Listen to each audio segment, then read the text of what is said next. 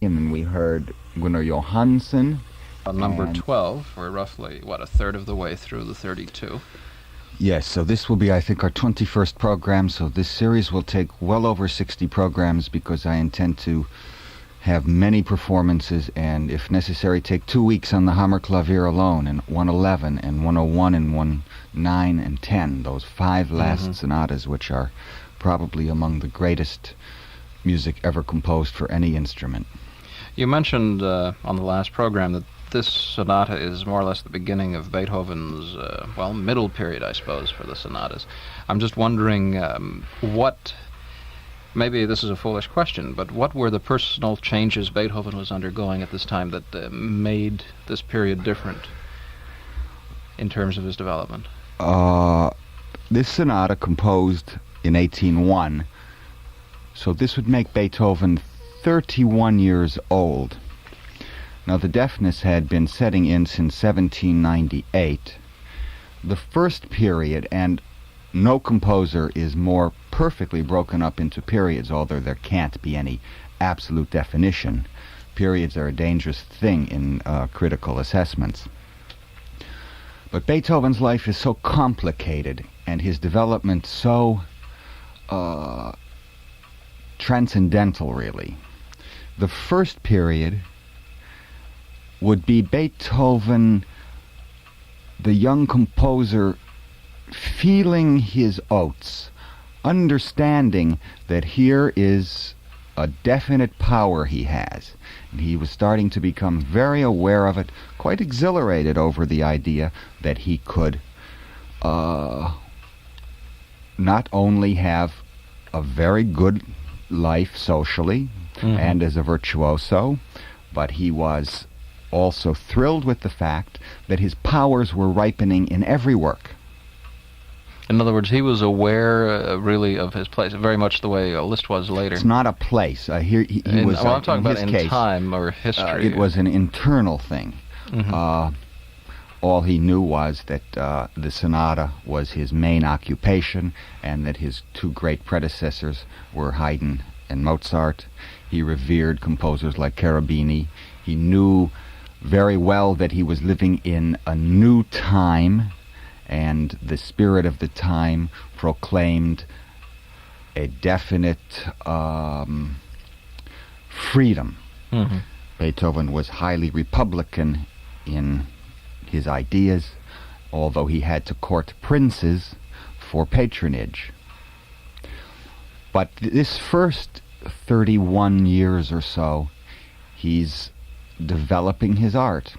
And as you have seen, he has composed one masterpiece after another in the sonata form. Now, the deafness is, he's not yet totally believing it can't be cured. By about 1823, there's no doubt that this is going to get worse, and it does. And the middle period works after he has learned his form. You remember in Opus 22, he was so excited. This sonata is so well washed. This is really an apple pie piece. He asked the publishers a good deal of money for it. He was proud. It, in the sonatas, for me at least, signifies the end of the first period. Now in this Opus 26, you have a theme and variations. He's departing now into new experiments with the large form. And you have a funeral march in this also. It's not really a tragic work, nor is it a great work, but it's the beginning of a new and defiant approach. No longer is there regularity. He is not now a happy man. And how is he going to go through this horror? He's contemplating suicide, really. And as Ernest Newman said, the wonder is not that he contemplated suicide. The wonder was that he didn't do it. And he wrote some extraordinary documents at this time, which we shall read soon. No, the creative force now is becoming something so separate in him. He is very conscious of the deafness, does not want to discuss it with people. It is a secret. Now, during the middle period, this new stretch of time till around 1812, it's a time of, as Sullivan in his book calls it, the hero morality. Mm-hmm. Beethoven and the conquest. Beethoven's Fifth Symphony, fate. I will seize fate by the throat, he writes. He is now becoming the man in our mind's eye, which is the conqueror. Mm-hmm. The Napoleon Symphony first, which would later become the Eroica. Beethoven is a conqueror at heart. His works very seldom end in a tragic mood, by the way. Within his forms, he goes into the conflict and he is a victor. Very few works. The Appassionata is a tragic ending. Very few of his 200 works are tragic in ending. No, he's a conqueror. This period is an exciting adventure for mankind in looking at Beethoven, and there's no mistake that when the world thinks of Beethoven, it's not his later works. They're still a little enigmatic until we truly have many chances to hear them. It is the Appassionata and the Waldstein, the Seventh Symphony, and so forth.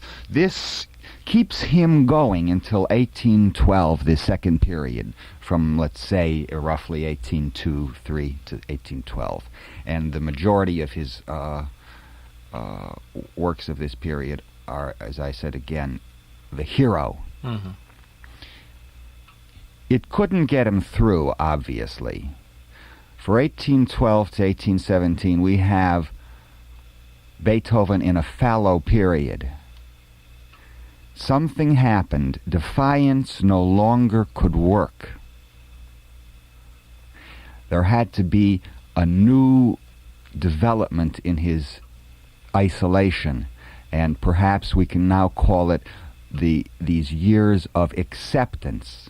Mm-hmm. But they were awful years, and they were tragic for his personal life. He had given up his desire to marry.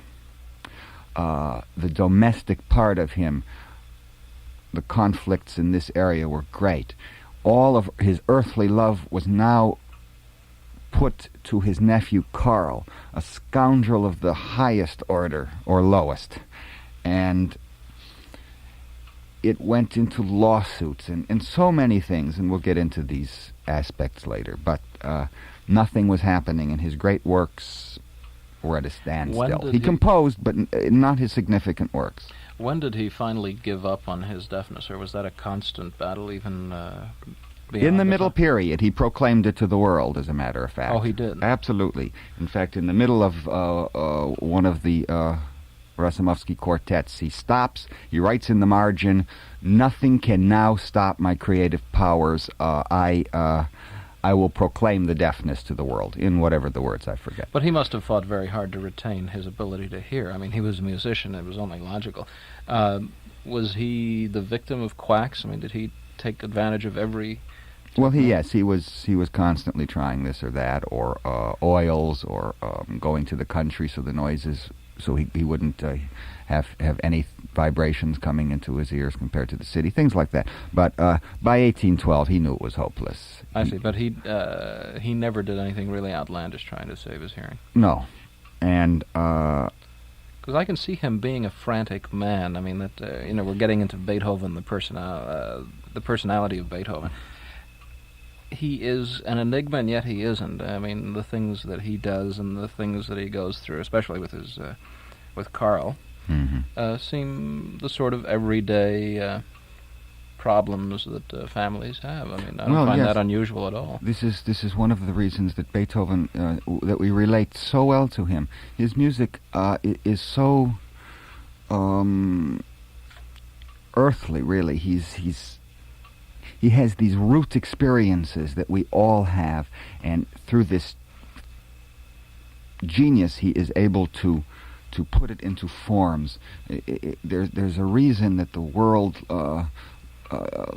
feels this reverence, this awe for Beethoven.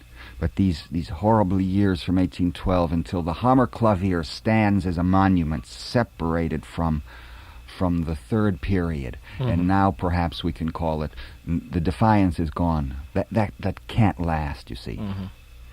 And then a certain acceptance, and here then is perhaps the greatest single body of music ever composed, those late works of Beethoven. He was revolutionary in the artistic sense, and I'm wondering whether that extended to his politics. I know that he was a revolutionary, yes. Was he really? Yes.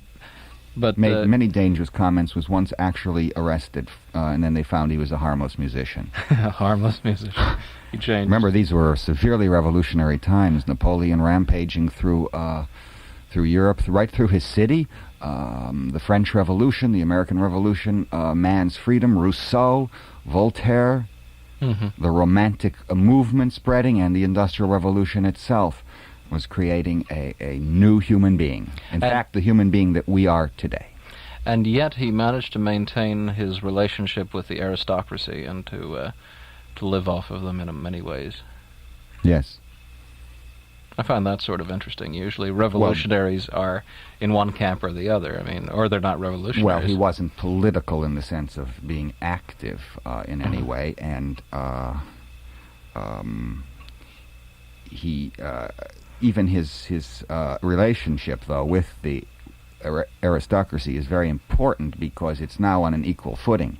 He's not a servant any longer. Beethoven demands equal rights, so to speak, for his genius, and his independence was important to him, so he connived and did everything possible to make sure he got the best benefits he could from his princelings, and they were amazing men. Let's be definitely clear about them. They drew up a contract for life to give him an extraordinary amount of financial support, which would make Beethoven a man that never had to work in any way to make his bread and butter. He didn't teach, except because he wanted to when he did. Well, let's get to the second movement of the Opus 26, which is the Scherzo movement, Allegro molto. Very fast, much fast. Wilhelm Bachaus.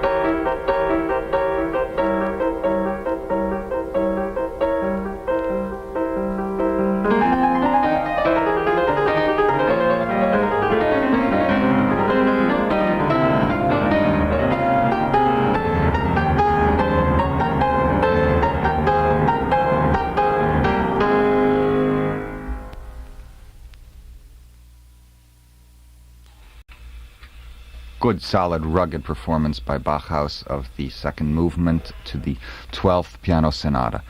Opus 26, another performance coming up, and the pianist is Bruce Hungerford.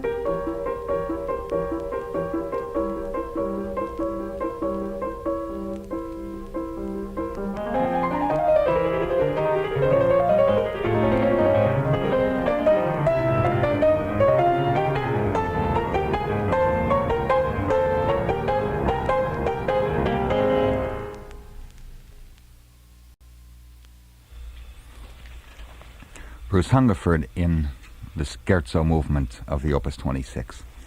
And already the forces in his Scherzo movement are gathering, which would culminate in such incredible things as the Scherzo from the Ninth Symphony. The propulsion, the protein energy. Nothing like it in music had ever been heard like this rhythmical sweep. Another performance, and it's Richter in live performance. Richter's performance of the Scherzo, Allegro molto.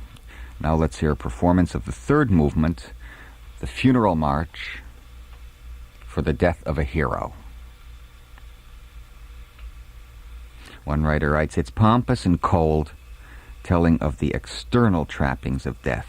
The trio imitates the roll of drums and the cannon salute, as if the composer were witnessing the funeral rites of some stranger in a public square." And very different is this funeral march from the internal personal experience of the funeral march from the Third Symphony, the Eroica. Okay, who is it? Schnabel in the funeral march.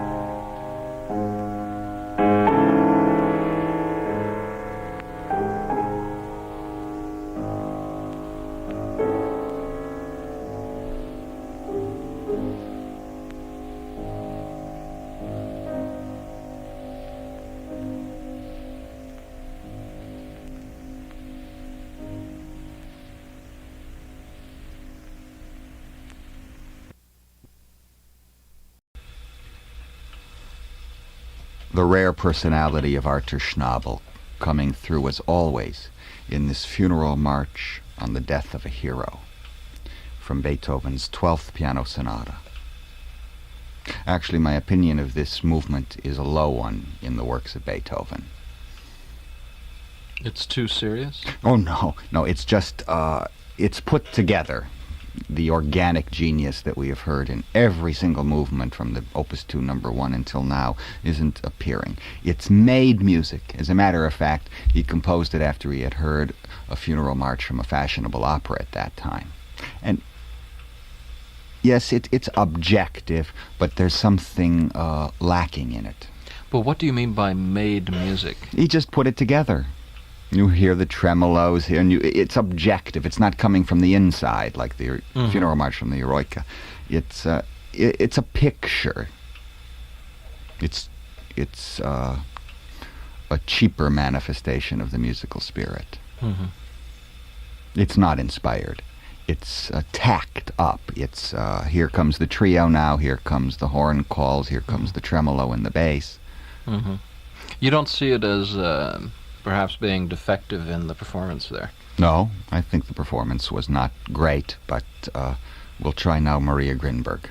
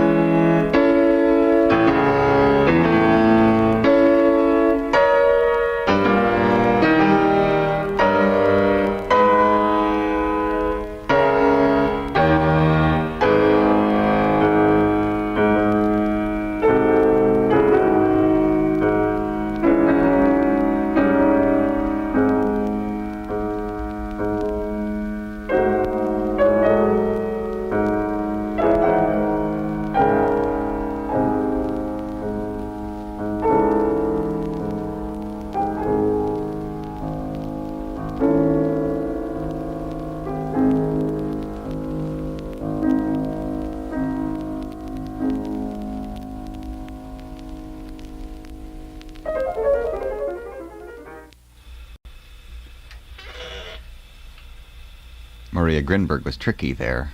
Yeah, no pause between No movements. pause. Very interesting idea. Much better performance than Schnabel. Thought out, much more powerful and pungent. Well, we will return with the Allegro movement right after this message. Movement now, and the performance is... This is Wilhelm Kempff.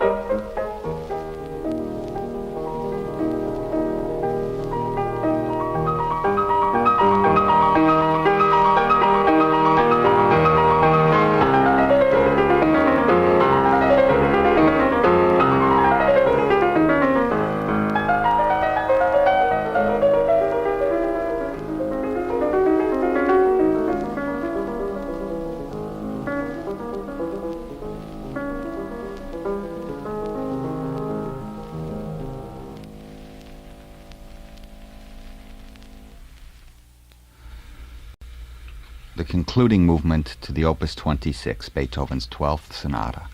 And a very difficult closing it is. So you see that this is not a simple work to interpret. First movement, a theme with 5 variations, a scherzo, a funeral march, and then this Allegro movement, which just leaves us. It's not. In fact, I've never heard in performance a totally convincing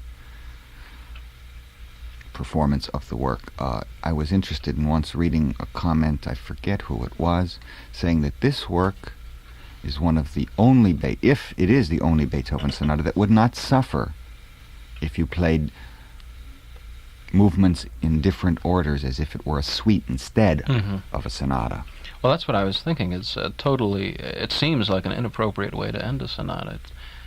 I got the feeling that I was left hanging almost. Let's have another performance of this work. Oh, first let me read this little statement by Ernest Newman, because it says what I was trying to say earlier in the program about how we relate to Beethoven. as almost more than a composer. Newman said, "It is the peculiarity of Beethoven's imagination that again and again he lifts us to a height from which we reevaluate not only all music, but all life, all emotion, and all thought." Here is Claudio Arrau in the Allegro movement from the A-flat Sonata, Opus 26.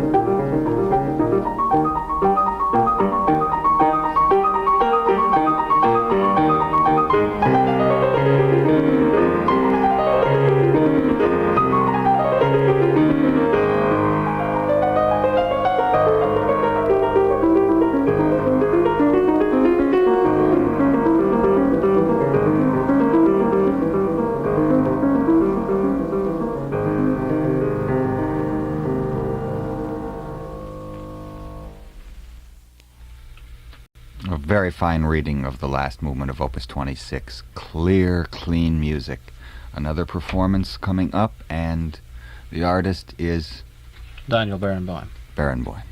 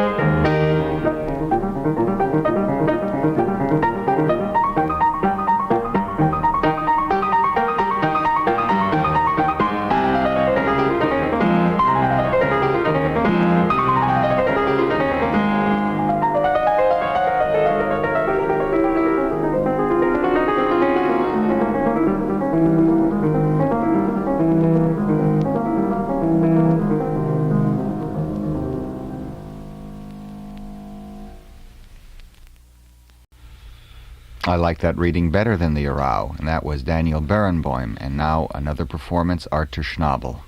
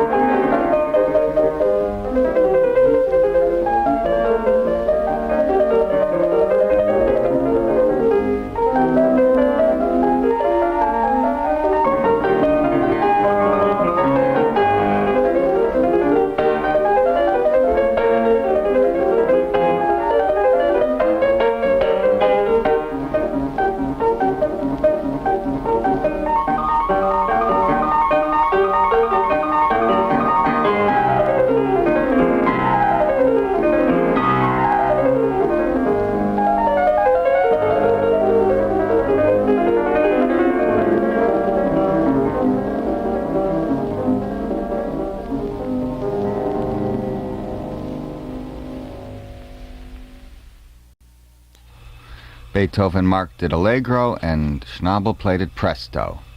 And I don't find that satisfactory. On our next program, 2 complete performances of Beethoven's Opus 26, the Sonata number 12. And thank you for listening.